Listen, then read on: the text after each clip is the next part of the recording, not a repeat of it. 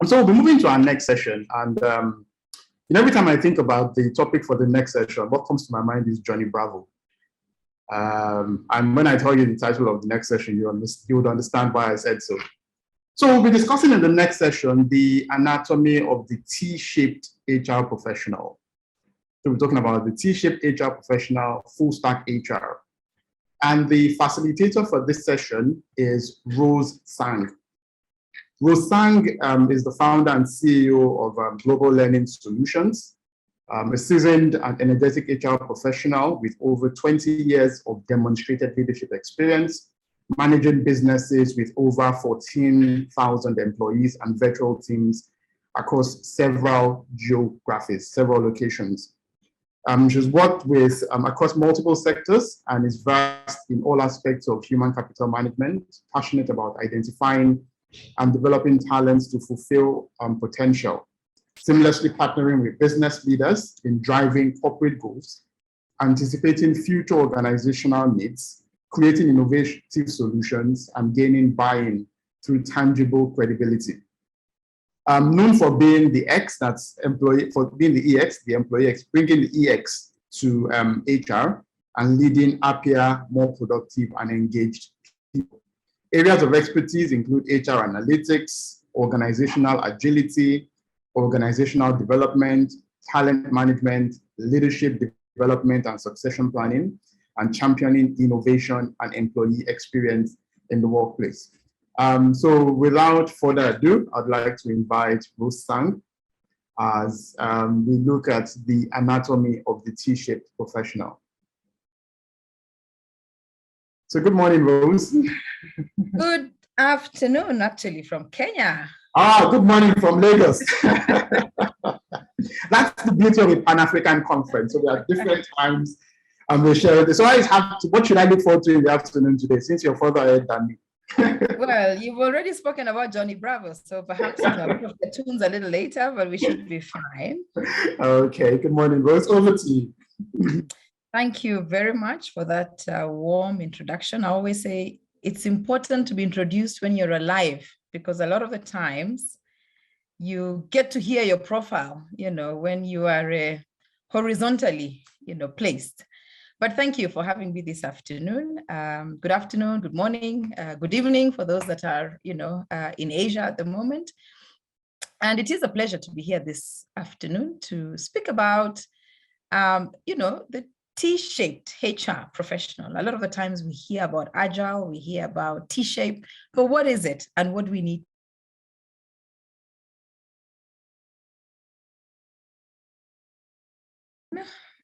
And please tell me once you see it.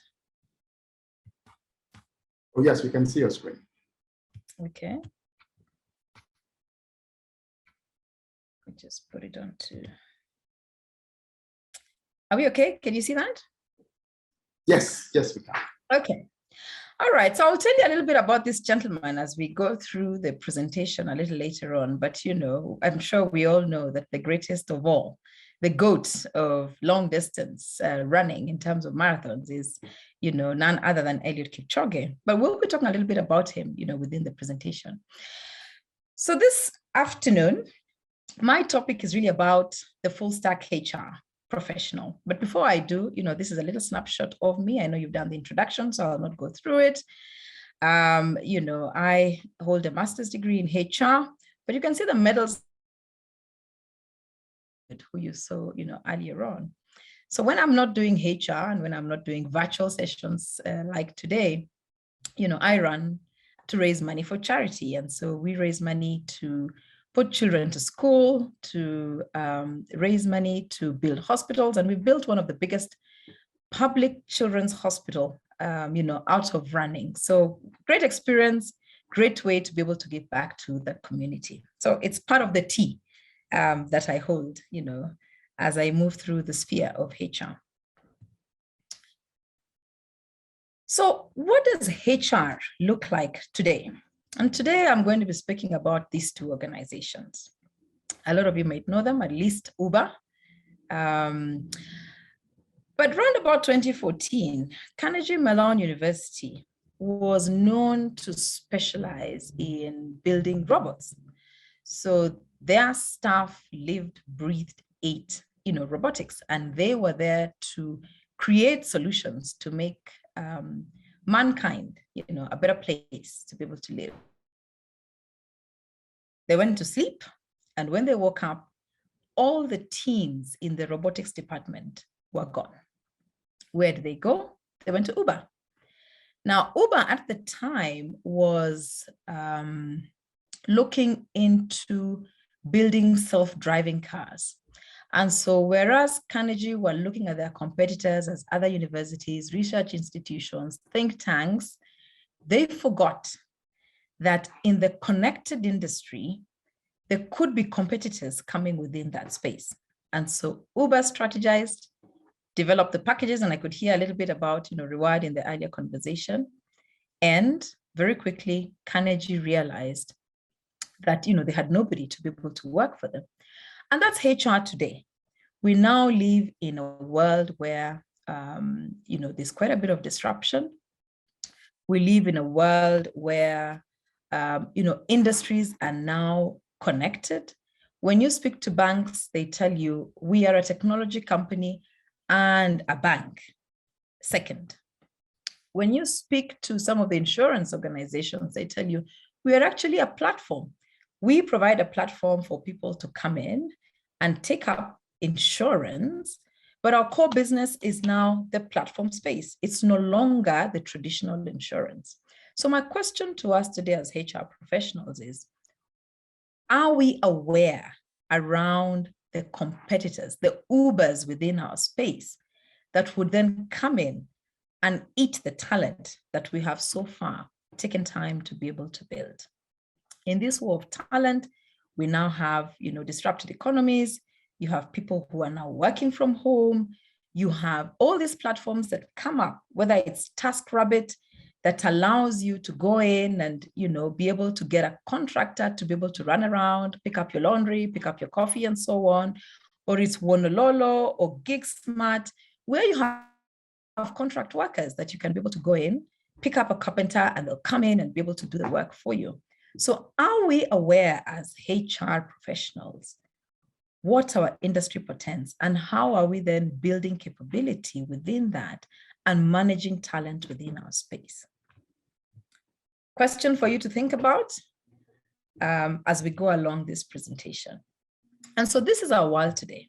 With COVID that hit, the world changed very quickly.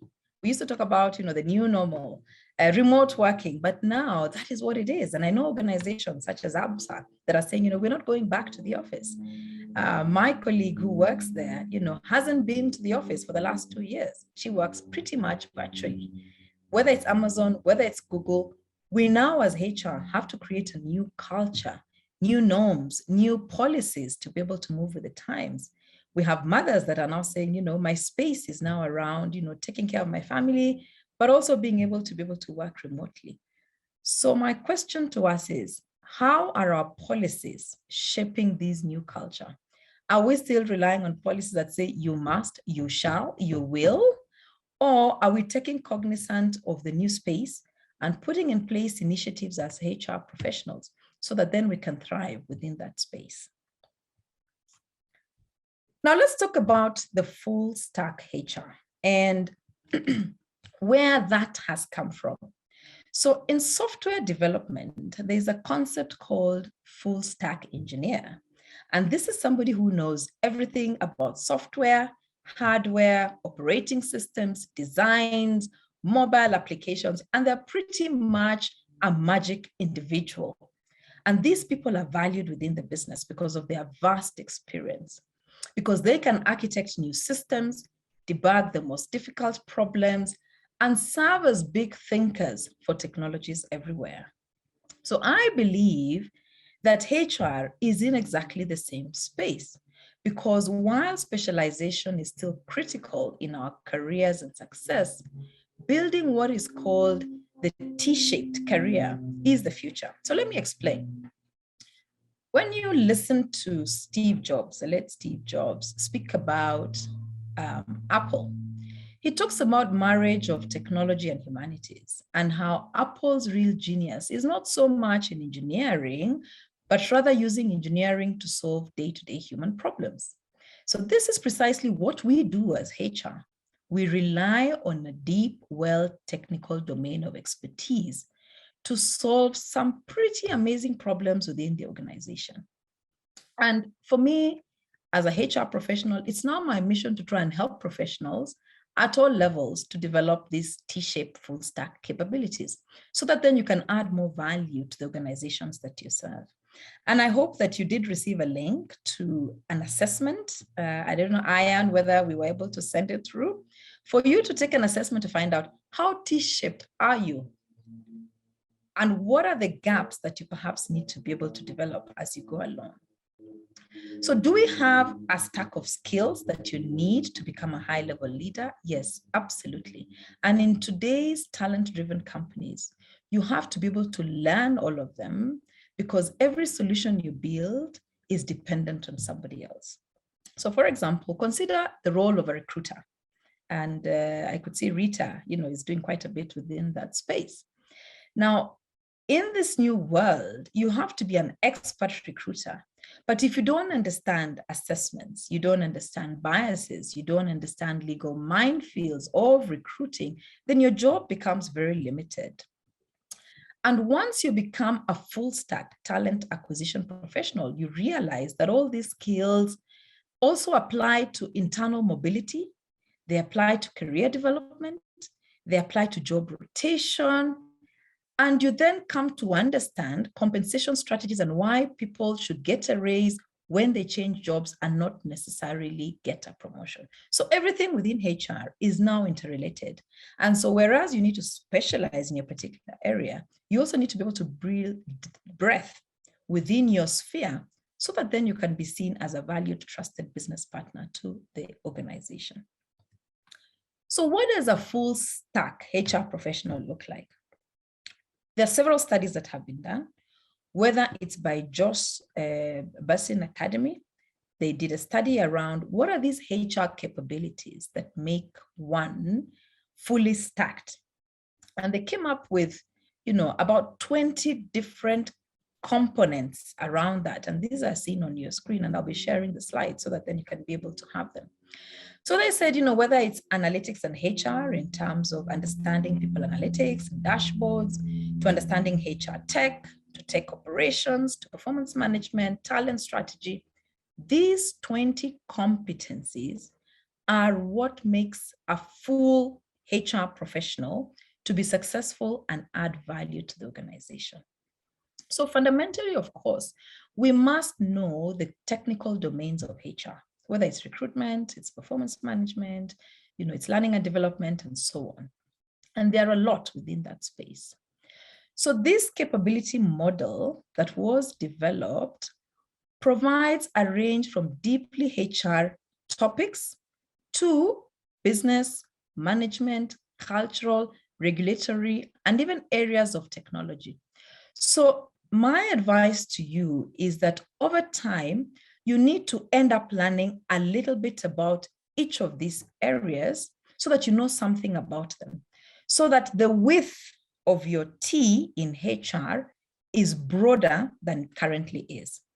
And it's very clear to me today that more of these domains you understand, the more useful and powerful you'll be insofar as your role within HR. So the first thing to do in your professional development is to become curious about all these things. So if you've been managing, a country, understand what are the tax regulations in other countries, because then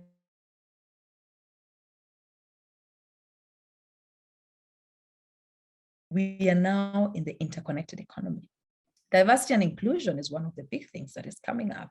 You're looking at multi-generational issues. You have 3 generations within the workplace. You have issues to do with lead compliance. So in Kenya, we now have a Data Privacy Act, which I'm sure is, in Europe as well.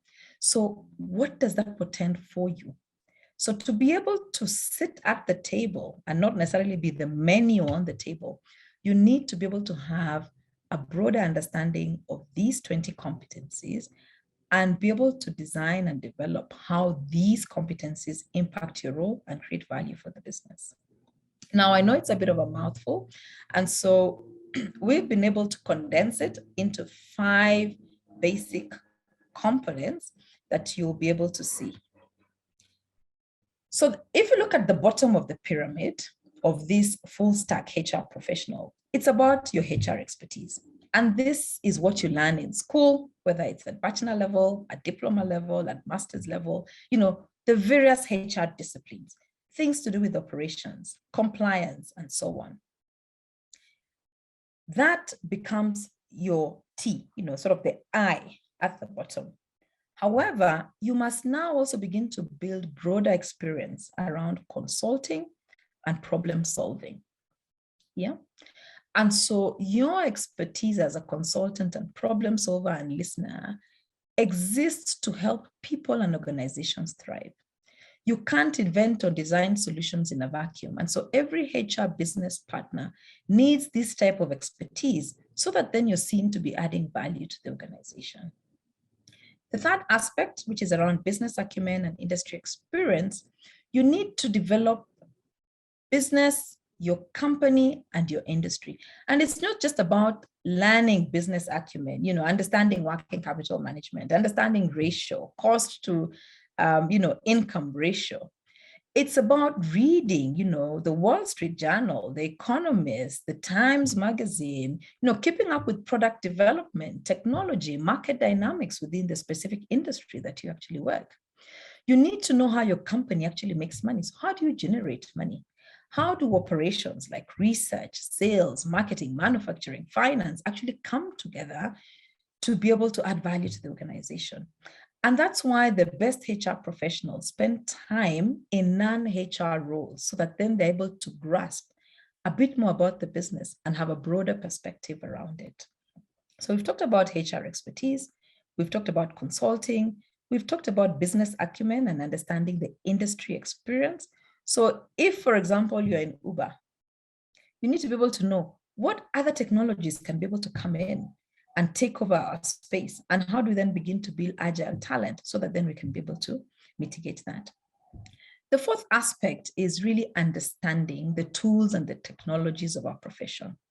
So there are no HR solutions that don't solve or involve platforms, technologies, and data. And I could hear one of the participants saying, what performance management softwares are available. So whether it's Oracle, you have SAP, which is available as well. And there are several others that you can think about.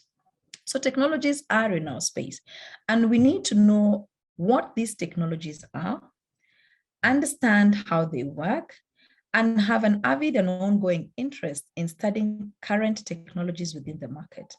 So it used to be true that HR technology was a subset of HR. So I remember it used to be part of HR operations. But today, this is something that we all now need to understand, and you can build a deep expertise that also interests you. So think about a carpenter, for example. A carpenter not only needs to know about the wood, the design, and the trade of carpentry, they need to be able to know what are the new drills that are available within the market. What are the new saws? What other machines are there? Are there other ways that we can be able to do carpentry within that space? So tech, data, tools are things that we must be able, and capabilities we must be able to build as HR professionals if we're going to be trusted partners. The last one there is around leadership and executive presence. Not only do we need to help companies assess, build, and reward leaders, we have to understand why leaders behave the way they do, how they make decisions, what it's really like to lead. We have to learn how to engage, convince, and involve business leaders in the day-to-day running of the organizations. So these skills are like capstone skills in HR. And if you want to run a HR function, you need to know how to apply this, not only within our function, but within the wider context. So these are broad categories that Basin Josh has been able to put into perspective to say, if you want to build HR capability, these are the particular areas that you need to be able to focus on and build capability around. And there are several other researches that have been done by several organizations, and we'll be seeing a few going forward. So what does it mean to be T-shaped? Now, if you look at a T, and I would like you to imagine that with me. So the I that supports, the horizontal version, this is the deep expertise or skills that you have. So whether it's in recruitment or it's in automation, depending on the function that you are, that is expertise that you have grown. So you have developed it intimately and you are an expert within that area. However, that's not enough for you. You now need the horizontal bar, which is a broad generalist capable of anything, but not an expert in any. So all the other things that we're talking about, leadership, business acumen, and so on, would fall within that bar at the top. Your HR functional expertise is what the I will be. So the T-shaped full stack breadth of experience, and you're able to work across a range of different business scenarios, as well as holding deep specializations that reflect interest and acquired skills. So what we're saying is, within the agile environment, because now we talk about agile, you are the individual that will be sought after when there are projects that need to be done. You're there to go in, you provide your expertise, and when the project is done, you leave and you move on to the next, because then you have built capabilities around this. You're not only able to see a problem from a HR lens, but you're able to see it from a leadership perspective, from a risk perspective, from a commercial perspective, but also from a HR perspective, because people are ultimately are the building blocks within the organization. So that's what we call the T-shaped HR. And as I said, there are several studies that have been done. And one of the ones that I like is one by AI HR. It's an organization based in Netherlands, and they provide a lot of e-learning in HR. So they did a research of about 500 top organizations around the world on the competencies that would make a HR T-shaped in the professional. We've seen the one from Josh Bassin. We're now going to see one from AI HR. And so what they said was, you need to have deep functional expertise. So HR professionals need to become a specialist in at least one functional competency, whether it's HR, learning and development, and so on, and a generalist in about 4 core HR competencies. So for example, if I'm a recruiter, then I need to know a little bit about talent mobility, perhaps and Ben, perhaps some elements of talent management, and so on. So you need to have deep functional expertise within that area. But we're also saying, in as much as you go deep, you must then also develop breadth and go wide. And so for them, they've said there are 4 key competencies that would make a successful T-shaped professional. So one is being data-driven. So this is the ability to read, apply, look at data, and convert that data into information for purposes of decision-making and influencing business outcomes. When you're given a set of data, can you create a story about that data? And how does that data impact the business? The second bit is business acumen, and we talked a little bit about it. It's how do you translate the organization's purpose, mission, goals, concepts to best serve the organization's interests? And I like what David Ulrich says. He says, the role of HR is not to do HR. You do HR so that the organization can make money, so that the organization can create impact. And our role as HR, as I said, is not to do HR. It's about building employees who are then going to be successful within the market. But you can only do that if you understand the context within which your business is set and how HR impacts that business. The third aspect is about digital integration, the ability to leverage technology and to increase efficiency to drive HR and business value. Do we know the technologies within the industry? Do we know the HR technologies that are available that we can then bring into the organization to create the impact that is needed? And lastly, you're a people's advocate. You create a strong internal culture.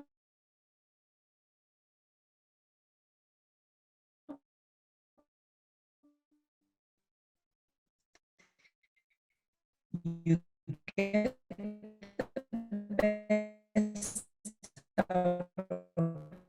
And so think about it from a pilot perspective. So if you're a pilot, you need to know where you're going. And so take that as, business acumen. The organization has a mission. It's going somewhere. It's trying to generate value for stakeholders. So in essence, the pilot as well is traveling from point A to point B. So that's business acumen. Now, the role of the pilot as well, as they are flying, must be aware of what's going on around them. They must be able to look out, look at the runway, understand if there are other planes next to it, and so on. Are there risks within the runway that will stop it from getting to where it needs to go? And that's really about, being a people's advocate, that you're aware of what's going on within the organization. You're aware of the people issues, and you're able to articulate those issues so that then you're able to land the plane effectively. Now, if you look at the cockpit, and I'm sure you are taking a memory, a mental picture of it. In that cockpit, you have all these levers, you have all these buttons that you need to operate to be able to get the plane going. And so that's the data. You have a lot of data that's coming up out of you. You have to understand the issues to do with altitude. You have to understand issues to do with, where the winds are, wind's direction, and so on. So that's data that comes out of the cockpit so that then you can be able to make the decisions that you need to be able to fly the plane. And lastly, there's a lot of technology within the aircraft. Autopilot is one aspect. You need to be able to understand at what point do you engage autopilot? At what point do you disengage it? What other technologies are available for you within that space? And that's really about integrating that technology within the business so that then you can be able to generate value.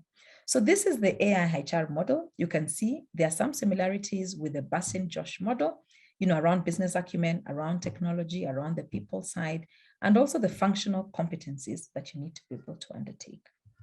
Now, a lot of you must be asking, so what happens? Where can we start? Remember, the T-shaped model is really dependent on the industry that you operate in and the business that you are in. And so T-shapes will not be the same for all of us. So if you're in a startup and it's a fast-changing, fast-growing industry, the competencies that you need to build will be very different from, say, if you're in a mature organization, say a sugar company that is, just manufacturing sugar, probably very few competitors, it's a commodity and so on. So you must be able to understand what are the core competencies that I must be able to build that are in line with the industry that our business is in, but are also in line with where our organization needs to go. So that then your T-shape is in tandem, within that. So where do you start? You start by, first of all, identifying what are the competencies that I need to be able to be successful within my role. So if you go to the Bassin-Josh, you might identify, 5 or 6 or 7 competencies within that. And those are the competencies that you put on the horizontal bar of your T. Now, you also need to be able to identify what is the functional expertise that you have. If you're a HR BP, what are the elements around the HR business partner model that you're very competent in? It may be that you're in talent. It might be that you're in another space. It may be that you're in HR operations. So what are those deep vertical specializations? So map that out within the T. And then you could take an assessment like the one that was shared in the link. And we'll be able to share that again. So Ayan, if you could, I would really appreciate it so that people can take the assessment. But you can also go and speak to your line manager, the stakeholders that you support, and ask for feedback around your capability around those competencies. So if, for example, I rated my competency in agile HR as one of the areas that I think I'm very good at, then I'll go and ask perhaps my line manager or one of my customers, in the business that I serve, and say, please give me feedback around, my level of proficiency insofar as agile is concerned. And so based on that, what you then do is you now build a personal development plan. So if I thought my competence was at a high, but I realized that perhaps that's a gap for me within that space, and that's an important competency for the organization, then I need to now say, this is an area that I wish to develop in within the next couple of weeks or couple of months. And these are going to be my development interventions. Maybe I'll go into LinkedIn, perhaps I'll go into Coursera, perhaps I will then, take the EDX, training that's offered. And so it's about building capabilities within that. Remember, we said you don't need to be an expert in everything. You need to be able to understand a little bit about each of those areas and be able to apply them within the business context that you actually operate in. So that's how you identify the T-shaped competencies. That's how you build them. But it's important that you have some level of assessment so that you know exactly where you are at. And I really like the assessment that we shared, because it, one, benchmarks you against other HR professionals who have taken that particular assessment. It's able to tell you what are the gaps. It's able to tell you what are the strengths and what are the areas that you need to be able to develop in, and even suggest some of the courses that you need to take to be able to build that gap. So if you haven't been able to take the assessment, please do, so that then you can be able to build capabilities within the T-shape.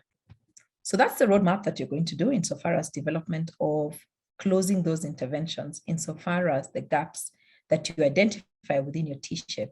So come up with the roadmap, identify the areas, prioritize, and be able to, to undertake the various trainings. We talked about this gentleman at the beginning. He is the greatest of all greats. And I like what he says about, achievement of goals that perhaps seem so high up. It looks like a mouthful, this T-shape, and I know a lot of you are wondering, where do I start? I'm not an accountant, so how do I build business capability? I don't understand debit and credit. Technology is not quite in my space, other than the WhatsApp that I was hearing a little bit earlier about. That's not my world. But this doesn't have to be your limit. As Elliot said, he doesn't know where the limits are, but he would like to go there one day. And so my advice to you as HR professionals is pick up one competency that you think perhaps would be limiting you insofar as generation of that T-shape. Purpose to be able to close the gap by identifying what the need is. And there's so many courses nowadays, online courses, virtual courses that you can take. And I really like the ones that are offered by EDX. Short courses, 5-minute sessions over a period of time. So it doesn't take a lot of your time, but it certainly provides value, because a lot of those lecturers are lecturers that are pretty much out of reach insofar as cost is concerned.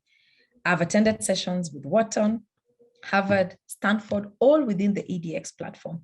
So there's a great opportunity there for us to be able to build some of these capabilities and actually demonstrate that HR is just not on the menu, but it is at the table, and we are valued, trusted partners for the organization who can be able to add value. Because remember, you don't build a business, you build the people, and it's the people who build the business for you. So at this juncture, allow me to stop there so that then we can be able to field some questions, and hopefully I'll be able to answer them as well. So thank you very much. And I suppose I can hand it back to you, moderator, so that then you can take us through questions. Thank you so much, Rose. That was a really insightful session.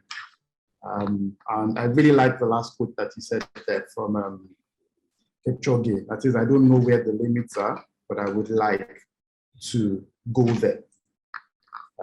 That's an interesting one. So I don't know if you have any questions from the group as we go. And so I can see in the chat room, but someone who's saying, wow. That was really one of those mind-blowing sessions where I'm guessing people are taking a few minutes to catch their breath before they can share their questions. I hope we're not trying to do the assessments now. If we do it now, we might not be able to have the discussion. So don't try and do the assessments now. You can do it after the session, and then you can work around that. Okay, so the first, maybe a question that can come to me is, how then is HR, or how can HR replicate this same model across the whole organization? So it's not just so much around what we're doing to build the full stack HR professionals, but also how we're helping people within the organization to build the full stack professionals across all the other areas of the organization as well. That's a good question. And so if, for example, you are in charge of HRD and you have, 5 or 6, individuals within the team, what you need to do is to be able to understand the strengths of those teams insofar as that competency framework is concerned, and then be able to take advantage of that. So I might be very good at, say, business acumen by virtue of, my experience as an accountant.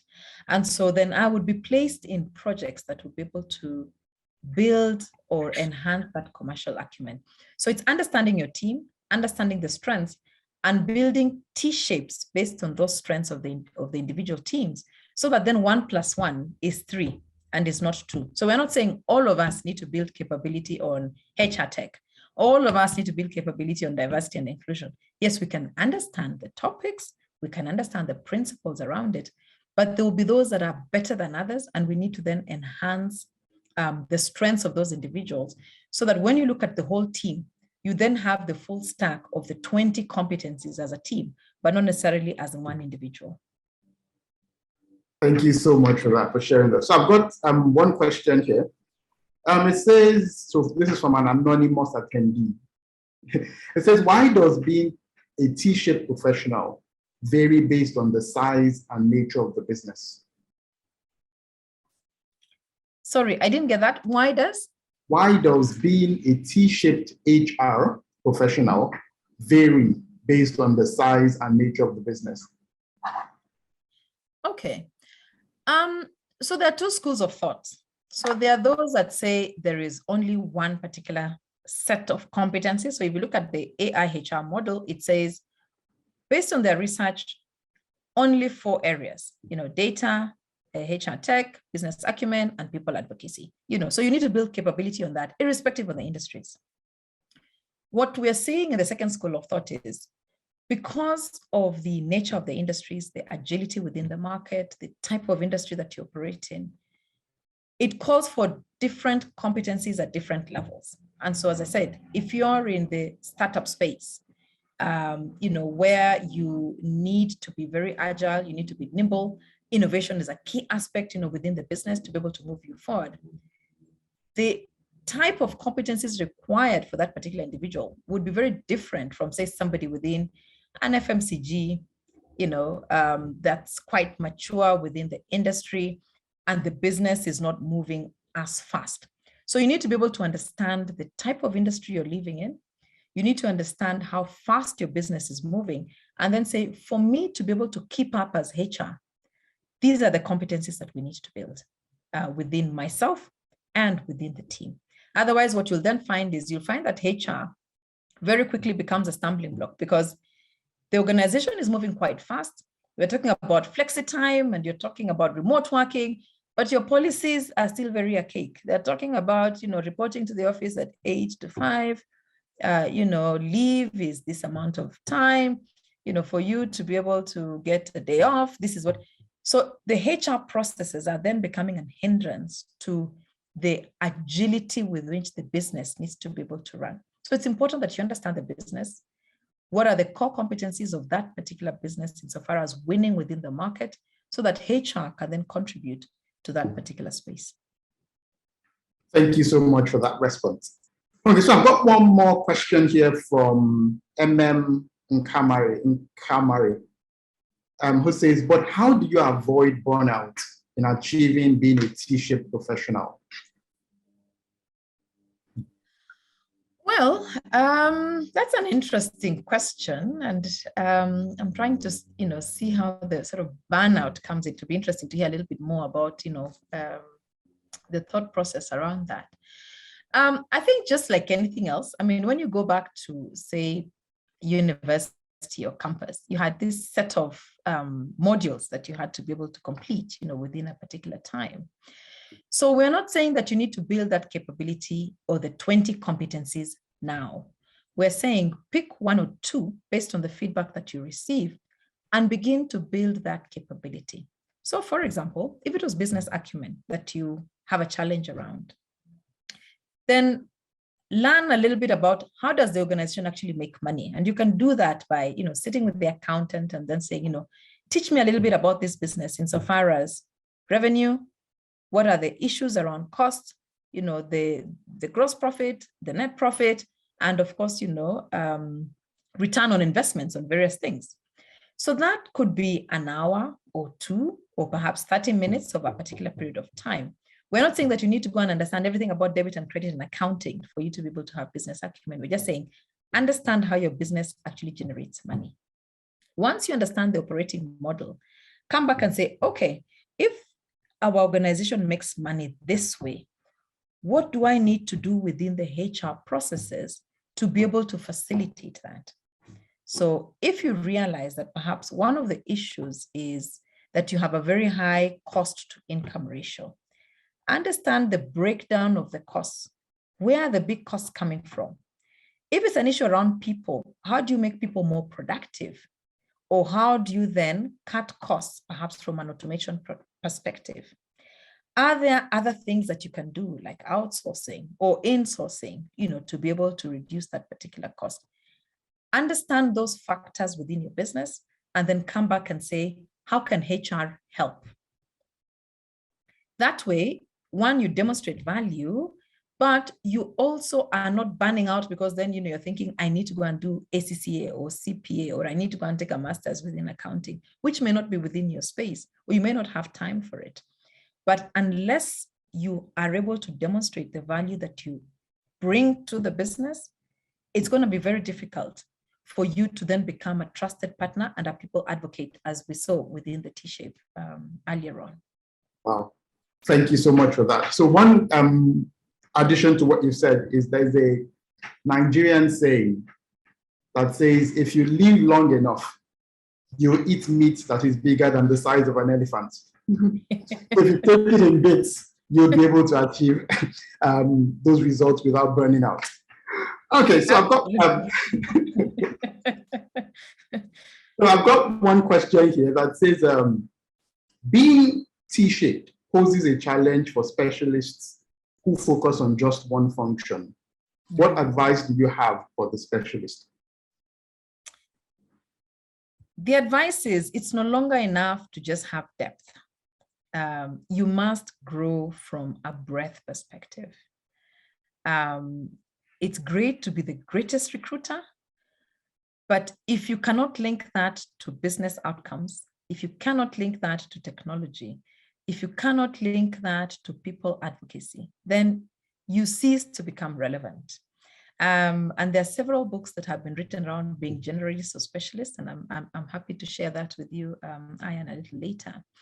But it's no longer enough. Unfortunately, just how the environment is, it's how business is going. And if you need to then be that HR that is looked upon, that decisions cannot be taken on the table unless Rose is on that table to discuss the HR aspect, you must be able to grow the breadth. Okay, thank you. And I've got one last question here that says, can you mention the sites that you talked about for the short educational courses? You've got EDX, you've got Curesa, you've got LinkedIn. There are several others, but I said one of my favorites is actually the EDX because it provides breadth insofar as the various trainings are concerned. So whether you want to learn data analytics or you want to learn strategy, they even have courses around happiness, in the workplace, which, is interesting because, there are people within that space. I'm told in one of the countries, they have a minister for happiness. I think it's in Finland. So they've got a whole breadth of, courses in there, and they're taught by one of the, best professors, whether it's Harvard or Wharton or Stanford. So there's a whole lot that you can be able to gain from that. So EDX is a good one, but LinkedIn as well has quite a few courses on that issue. Thank you so much. Oh, I've got one more question here from Faith. Okay, it says, where do we access the list of books and recommendations? Where or how do we access the list of books and recommendations? You mean books around this T-shape or books around, maybe I just need I'm some clarity. books around. So you can provide more clarity, Faith, if you want.